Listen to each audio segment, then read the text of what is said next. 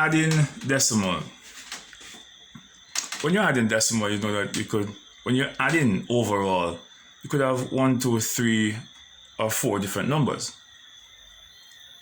When you're subtracting, you would only have 2. I mean, we're in a subtrahend, but when you're adding, you could have several addends in it. In your addition, it is okay not to put a 0 in these positions. But what if you want to do so?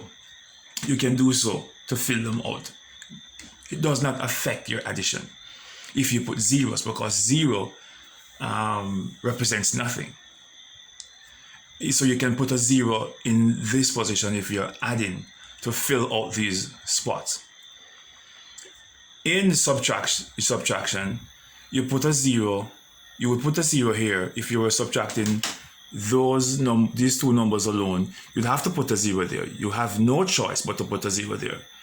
In addition, you can leave it if you want and go ahead and write the 2, or you can put a 0 here to fill out the position if you feel comfortable, to ensure that you put some value there, something there, some numeral there, some number there. If that makes you comfortable, you can go ahead and do it. But you do not have to do it, because it does not change the number you're going to write here, because 2 plus 0 is going to give you 2 anyway.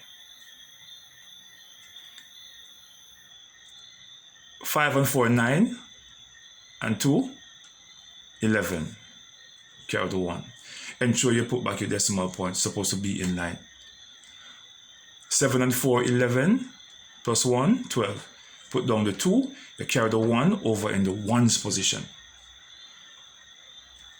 6 and 1 give you 7, and 3, 10, and 1, 11. Put down the 1, carry the 1. 8 and 2, 10, and 1, 11. You put down all 11 because you're finished. And your answer is going to be 101.212.